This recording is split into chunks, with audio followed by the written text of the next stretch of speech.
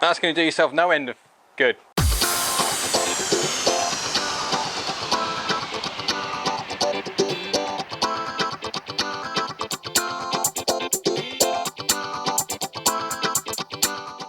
Hi guys, Jay Smith here, down at Bury Golf Range in Suffolk, and we are going to do a shaft video, as most people turn off, because shaft videos are for certain type of people which are a bit techie and care about certain things like that. Certain golfers just want to just have fun and just play golf, not really get interested too much in the world of shaft. Now, there has been through the passage of time a lot of different things, myths, tales told about what the shaft does, shaft's the engine, etc, etc.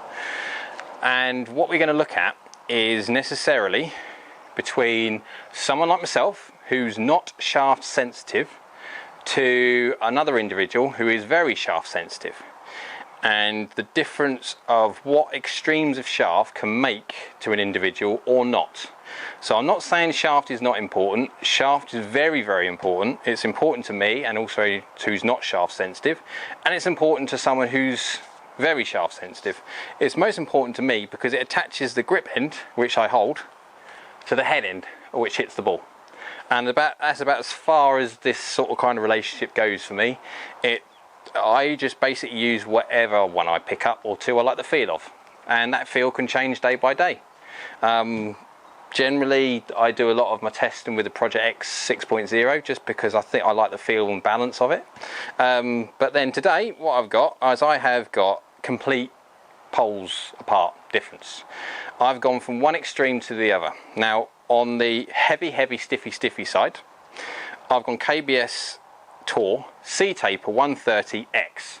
This is, as we have in a Mizuno Swing DNA cart, the stiffest and heaviest thing out there. And we're going to do, we put this on the MP25 head, so 6 iron and 30 degrees. Yeah, make sure that is 30 degrees. I'll put it down there if I have done it wrong. It's 30 degrees of loft, 2 degrees upright head, because that's what it suits me. And also, lucky enough, it also suits the other individual, the other man. And we're going to put that up against the Project X LZ 4 60 gram A-Flex. So as flexy goes, this is properly flexy, and also as light. This thing is 60 grams, it weighs absolutely nothing. When it comes to this, C-Taper is twice plus the weight of this. So more to the point, it's the bend profile differences between these two are crazy. When it comes to, if you were to look at the bend profile, how this thing bends from the butt to the tip, how it bends is quite linearly as such. It's quite linear how it reacts and bends. What you'll find is if you do a trace between, if you go on the Mizuno Swing DNA software, you see like traces of what the bend profile is. This is quite a strong straight line because it's just stiff, very heavy and stiff. This thing's a little bit more interesting because the wave up and down it goes because it's so bendy. But this would be a great idea to see extremes, light and massively flexible, to heavy and massively stiff. Now I can feel the weight, the dead weight, when I'm just moving it. Yes, I can. Same head. So what I'm just going to do is sort of hit some balls, not a lot at all. The main thing on this one is going to be mainly data driven. Just a tiny little bit left, 7 or 8 yards left. Overdrew it very fractionally. Nice feel off the face. Could I feel that it's really heavy shaft in there? No, I couldn't whatsoever. So I wouldn't say at all that I can feel that it's a really heavy shaft and stiff. Slightly heavy, one groove, not too bad. The main thing is on this one, trying to feel a difference in the weight of the shaft and how it reacts, and I can't, not really at all. I can just feel the head.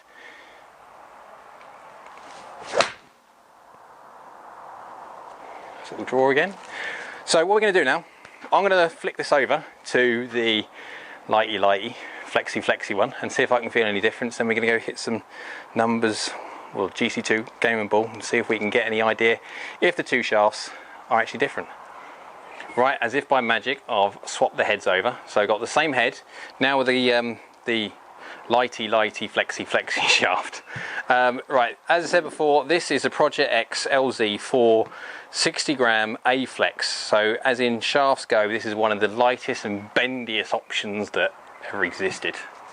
This is like properly, now I can really feel the difference now in dead weight between that and the C-Taper 130X stiff, because it's, yeah, this feels crazy light, this end. Feels no weight to it whatsoever until you get to this lump of mass at the bottom. Right, so bend profile massively different. So what we're going to do is we're going to hit this one and see if I can feel any difference.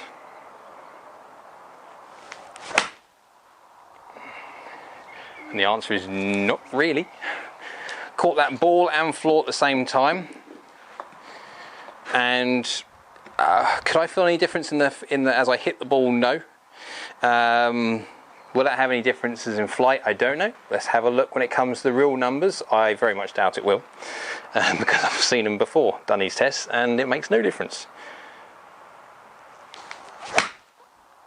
Another one straight down the middle. That was a lovely strike that time. Got that one perfect. Yeah, I could do this all day.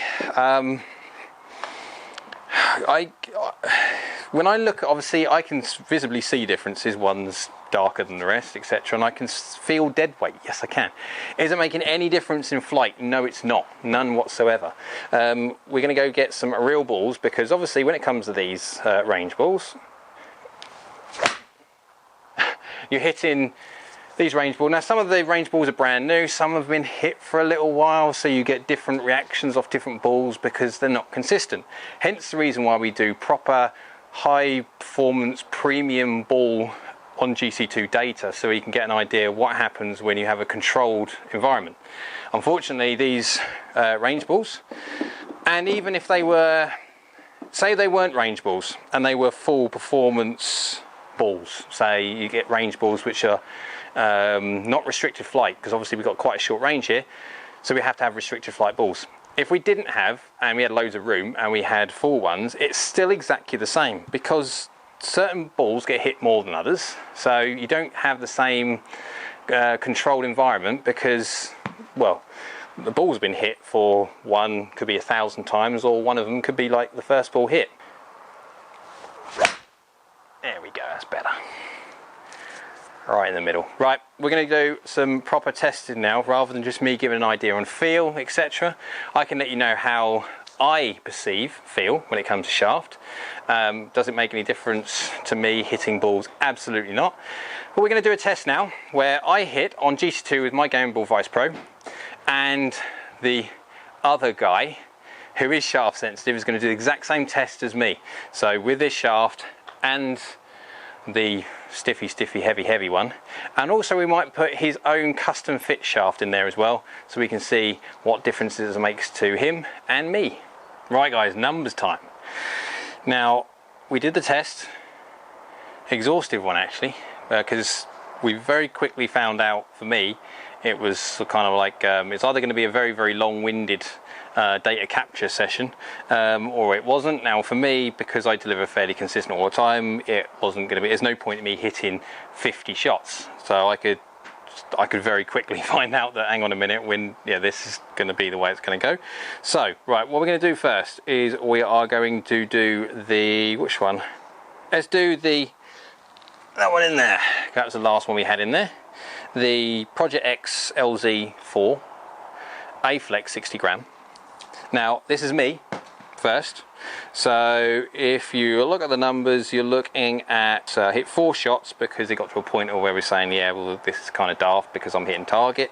It's not doing anything sporadic that you'd expect a massively non-fit shaft to do. So ball speed 123, 122, 123, 124, so well within strike differences. 18.2, 16.8, 17, 17.5, like you're looking at sort of within 1.4 degrees. So hit slightly different vertical changes on face strike, makes those. Tiny little movements left and right, but very consistent spin numbers again, 6124, 6290, 6314, 6319. You can see it's consistent because the strike was there. Height's pretty good, 35.5, 32, 33, 35, so they're all fairly well up there, but again, it's the MP25 head, which is lofted at 30 degrees. Descent angles are also pretty good, around about the sort of 47, high 47, low 48s mark, and a carriage of about, carry of about 173. And they were going a little bit left, a little bit right. You're talking 4.8 yards right, 1 left, 0.1 right, 1 right. They were basically decent hit shots. So as you can see there by looking at the, yeah, they're at target. So then I flicked over to the Stiffy Heavy and hit them. Now obviously that difference in weight alone is over twice that, 60 grams to 130 grams, so 70 grams difference. Ball speeds of the heavier shaft, 125, 123, 122, 127. So you can see there fractionally that I gained a bit more speed. Now, ball speed this is. So when it comes to whether it was strike or whether it is a case of, strangely enough, I could swing the heavier shaft quicker, which again is not what you would naturally see normally being told. Lighter shaft, swing faster, that's what you're told anyway. Doesn't work for me anyway. 17.5, 17.8, 18 degrees, 17.6. Again, it is very, very consistent. If I go to the other numbers, 18.2, 16.8, 17, there's no difference in loft, in initial launch between the two. Considering they're massively different in bend profile, flexes and weight, is next to no difference when it comes to how it performs for me. Yeah, let's go a little lefties one, but that's me, 5'9", 5'9", 6, 6'1". They're averaging all up there. I mean, it's nearly 6,000, where the other one was, you're looking at nearly 300 RPM difference, 280 odd or so RPM difference, so nothing really. It's so small that, I mean, that's just in strike alone makes a lot more difference than that.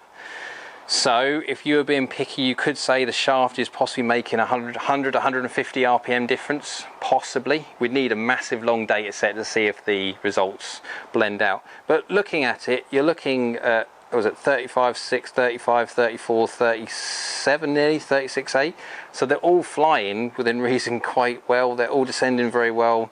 And with this slightly more ball speed, and it is slightly more ball speed, with a fraction drop of spin, it's gone 179, 175, 172, 179. So it's averaging around about like the 175 bracket, where the other one was averaging around like the 173. So there's only a couple of yards in it. And if you think about the stiffy one, 1.6 left, 0 bang on target, 4.8 left, 8.8 left. Now I'm pulling those very, very slightly, so that could be a reason why, but the loft's exactly the same. So it's basically within reason. Well, I'm a human being, remember, they're identical.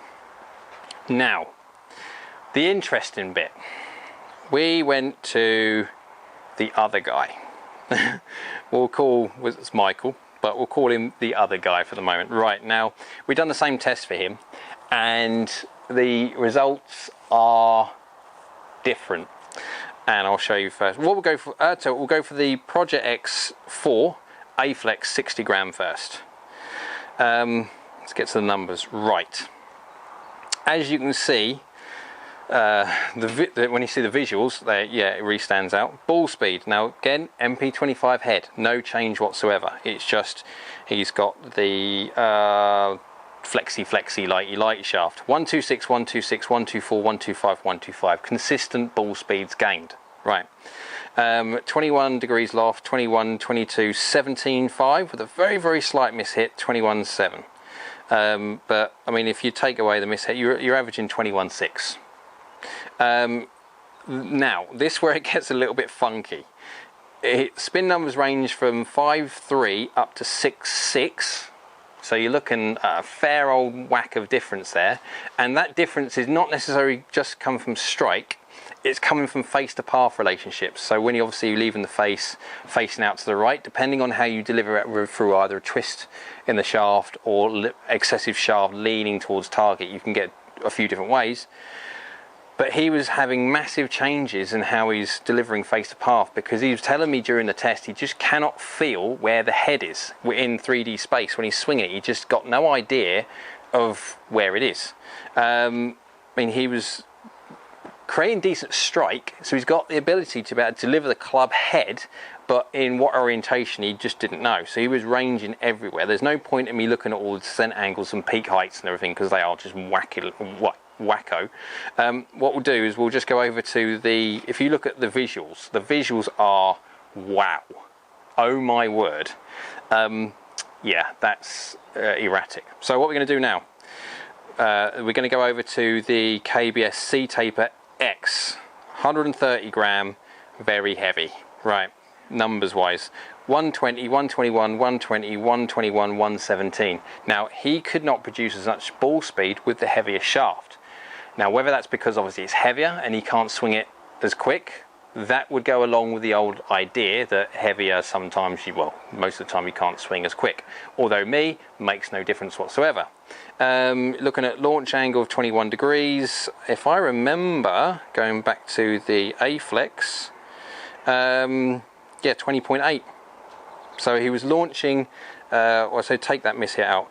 Right, he was launching the Flexi at 21.6.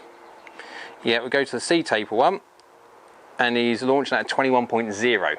So the massive change in flex and weight, so very, very stiff, very, very heavy, has made 0.6 of a difference in launch angle, which you would have thought made a lot more. Again, what's the difference though? He could not control face to path, because he said he just had no feel of what the orientation of the club head. Spin numbers vary from 5.6 to 7.3. But again, that's because of how you deliver in the face. It's not necessarily strike based, because you can see their ball speeds 120, 121, 120, 121, and then 117. But they're consistent. Now, when it comes to the peak height in yards, again, they're up and down because of face to path relationship problems, and then descent angles no different. Carry 169, 172, 169, 169, 158. Now, there's only 14 yards of difference in carry between the furthest front and furthest back, which isn't too bad, I guess. I mean, Michael is he's a handicap golfer. I think it's around about 7 handicap. So, but you would expect that. Now, if you go to the visuals, there you can see flights, and flights are crazy again, because he's got no feel for where the face is. He got the idea of where the head is, so he can hit the middle, but he just can't tell what that face is doing as he's hitting the ball. So we don't know, he can't feel if it's open, he can't feel if it's closed. He can only, after he's hit the ball, he can obviously feel what's happened, he's reacting to it. But you can see there that's terrible. Right, now also got him to hit his own shaft, one that's been custom fit for him. Now for this test, because we can't fit that one into the Swing DNA, we're going to go to the Epic Pros, the famous Epic Pros by now. Now what we did to get some idea of loft is, because obviously Epic Pros are cranked like most clubs are nowadays, especially from Callaway, they are trying to get like for like. You're looking at a 30 degree 6 iron for the MP25, and the closest thing we can get was a 7 iron at 31. So 1 degree, that is it, 1 degree difference. Loft, we're not looking at a difference, we're just looking at how the flights are. So if we go to his own one and we'll go to the numbers, 122, 124, 119, 116, 123, so slight differences in strike. Launching around about 22.5, so fractionally higher, but then 1 degree higher, well, because it's 1 degree more static loft. There you go. Little draws, a lot more consistent when it comes to his spin now. So there's not these massive jumps in spin. You go from 5834 up to 62. That's great. So 500 RPM difference is brilliant.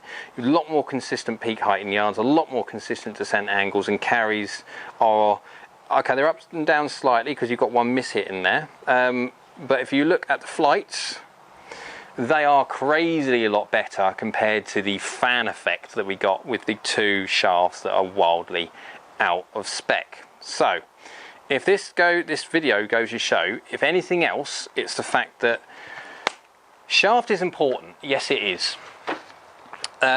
Shaft is more important the fact that you get fitted for the correct shaft for you. Now, the correct shaft for you, you might be someone like me who has no problem dealing with any shaft whatsoever. You just, whatever you've got in there, you just react to it and you deliver the same numbers regardless of what shaft you put in there. Because I don't load the shaft in any specifically sort of like horrendously strong way, I don't have the same problems when it comes to having to need a shaft that needs to be stable in a certain way at impact. Now, Michael does, so he needs a certain type of shaft to allow him to deliver in a stable fashion, and that's visible when you do these kind of shaft testing.